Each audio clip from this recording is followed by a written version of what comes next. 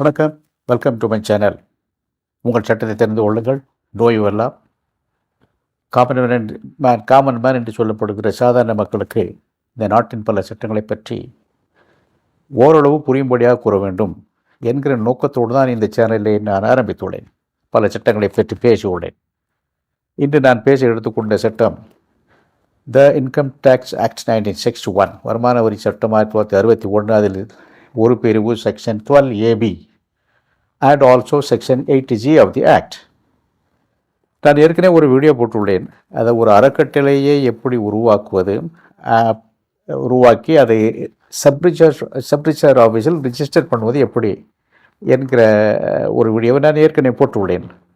அது ஒரு அறக்கட்டளைக்கு, அந்த ட்ரஸ்ட்டு மட்டுமில்லாமல் செக்ஷன் 8 கம்பெனிஸ், சொசைட்டிஸ், இவை அனைத்தையும் என்ஜிஓ என்று சொல்வது உண்டு. இவை அனைத்தும் சேரிட்டபிள் பர்பஸ்க்காக இருந்தால் இந்த என்ஜிஓஸ் உடைய வருமானத்துக்கு வரி கட்ட வேண்டிய அவசியம் இல்லை. அது income of an NGO will be exempt under section 11 and 12 if registration under section 12AB is granted. இதுக்கு முன்னாடி 12A செக்ஷனில் எக்ஸாம்ஷன் இருந்தது, 12AA செக்ஷனில் எக்ஸாம்ஷன் இருந்தது. But with effect from 1/6/2020 new section has come in to force, that is 12AB. இந்த 12ABயில் இப்போ apply பண்ண வேண்டும். ஏற்கனவே ரிஜிஸ்ட்ரேஷன் இருந்தாலும் அந்த ட்ரஸ்ட்டுகளும் ரீரிஜிஸ்ட்ரேஷனுக்காக அப்ளை பண்ண வேண்டும். புது ட்ரஸ்ட்டுகளும் புது என்ஜிஓஸுகளும் அப்ளை பண்ண வேண்டும் ரிஜிஸ்ட்ரேஷனுக்காக. இது ஆன்லைன், ரொம்ப சிம்பிள். ஃபார்ம் 10A ஃபார்ம் 10ABயில் அப்ளை பண்ண வேண்டும். யாருக்கு என்றால் கமிஷனர் ஆஃப் இன்கம் டேக்ஸ் எக்ஸாம்ஷன்ஸ்க்கு. அப்ளை பண்ணின 60 நாட்களுக்குள் அவர் ரிஜிஸ்ட்ரேஷன் கிராண்ட் பண்ணி விடுவார். ஒருவேளை ரிஜிஸ்ட்ரேஷன் கொடுக்கப்படவில்லை என்றால் இந்த 60 நாட்களுக்குள் நீங்கள் அதை ரிஜிஸ்ட்ரேஷன் கொடுத்து விட்டதாக கருதி கொள்ளலாம். அதாவது டீம்டு ரிஜிஸ்ட்ரேஷன் என்று சொல்வது. அடுத்து இந்த பழைய ட்ரஸ்ட்டுகளுக்கு, ரிஜிஸ்ட்ரேஷன் வாங்கி உள்ள ட்ரஸ்ட்டுகளுக்கு ரீரிஜிஸ்ட்ரேஷனுக்கு அப்ளை பண்ணணும்னு நான் ஏற்கனவே சொல்லியிருந்தேன். அந்த டைம் கூட முடிஞ்சு போச்சு. எல்லோரும் அப்ளை பண்ணியிருப்பீர்கள் என்று நினைக்கிறேன். அதற்கு 5 ஆண்டுகள் ரினிவல் கொடுக்கப்படும், ரிஜிஸ்ட்ரேஷன் கொடுக்கப்படும்.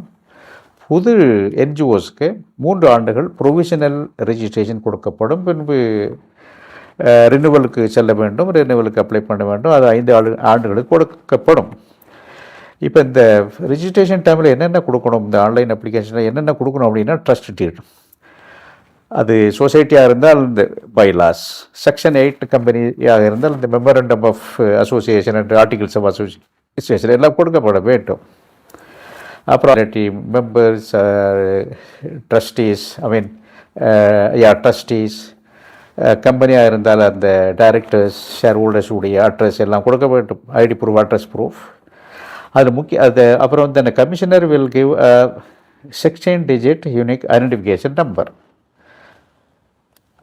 அந்த ட்ரஸ்ட்டு டீடு கொடுக்குறப்ப, அந்த பைலாஸ் கொடுக்குறப்ப, அல்லது memorandum of association, articles of association கொடுக்குறப்போ ஒரு முக்கியமான விஷயத்தை கவனிக்க வேண்டும். அது எப்படி என்றால், இந்த என்ஜிஓ ஆனது public beneficiaries of NGOs would be public at large. பொதுமக்களுக்கு சேரிட்டி செய்வதற்காக என்கிற விஷயம் அதில் கிளியராக கொடுக்கப்பட வேண்டும், சொல்லப்பட வேண்டும். இந்த என்ஜிஓங்கிறது என்ன பர்பஸ்க்காக ஆரம்பிக்கலாம், அது should be charitable for public. Charitable அப்படின்னா அது என்னென்ன, அதாவது could be relief to poor, ஏழை குழந்தைகளுக்கு எஜுகேஷன் கொடுக்கறது, ஸ்கூல் ஆரம்பிக்கிறது, ஸ்காலர்ஷிப் கொடுக்கறது, புத்தகங்கள் வாங்கி கொடுக்கறது, ஏழைகளுக்கு உணவு கொடுப்பது, ஆர்ஃபனேஜ் மெயின்டைன் பண்ணுவது, ஓல்டேஜ் ஹோம் மெயின்டைன் பண்ணுவது, preservation of environment, preservation of monuments, sports நடத்துவது, கோயில் கட்டலாம், கோயிலுக்கு பூஜை பண்ணுவது, கௌசாலா பண்ணுவது, இந்த மாதிரி நிறைய சேரிட்டபிள் ஆக்டிவிட்டிஸ் உள்ளன. எதை வேணாலும் நீங்கள் பண்ணலாம். ஆனால் that should be open to public. அதுதான் முக்கியம். ஒரு பர்டிகுலர் ரிலீஜியஸ் குரூப்புக்கோ காஸ்ட்காக இருக்கக்கூடாது. அஃப்கோர்ஸ் ஒரு ஷெட்யூல் காஸ்ட், ஓபிசி, விமனுக்காக இருக்கலாம், எஸ்டிஸ்க்காக இருக்கலாம்.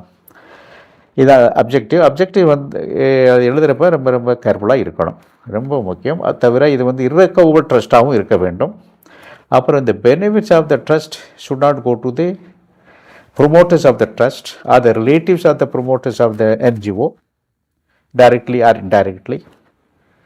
Books will have to maintain, auditing should be done, return file பண்ணணும். அந்த NGO உடைய வருமானம் நான் taxable இன்கத்துக்கு மேலாக இருந்தால். அப்புறம் 85% of the income should be applied for charitable purpose.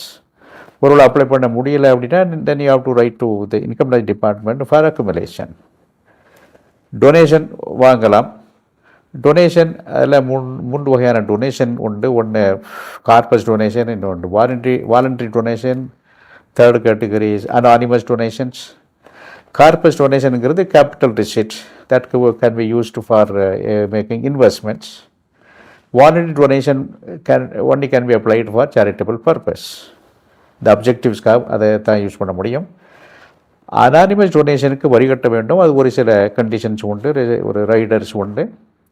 Anonymous donation can be accepted by cash if it is below 2000 in each case. இது அந்த 12AB ரிஜிஸ்ட்ரேஷன். அடுத்து ஏடிஜிங்கிறது same procedure. The ATG application can be given, it can be applied along with the 12AB application, or it can be done separately also. Same procedure, same details will have to be given to the department. Audited statement கொடுக்கணும் 3 years or from the date of inception. டொனேஷனுக்கு list கொடுக்க வேண்டும். அப்புறம் ஒவ்வொரு வருஷம் donors list department கொடுக்க வேண்டும். இதுதான் இந்த 12AB ATG ரெஜிஸ்ட்ரேஷன் அப்படிங்கிறது. இது சாதாரண மக்களுக்காக என்பதால் ரொம்பவும் டெக்னிக்கலாக பேசாமல் முக்கியமான கருத்துக்களை மட்டுமே நான் கூறியுள்ளேன். ஓரளவு புரிந்திருக்கும் என்று எண்ணுகிறேன். இது சாதாரண மக்களுக்காக எஜுகேஷன் தான் பர்பஸ், வேறு ஒரு பர்பஸும் கிடையாது. இது இந்த வீடியோ உபயோகமாக இருக்கும் என்று நீங்கள் எண்ணினால் லைக் கொடுங்கள், ஷேர் பண்ணுங்கள், சப்ஸ்கிரைப் பண்ணுங்கள். ஏதாவது ப்ளஸ் மைனஸ் ஒமிஷன் கமிஷன் இருந்தாலும் அதை கமெண்ட் பாக்ஸில் எழுதுங்கள். நன்றி, வணக்கம்.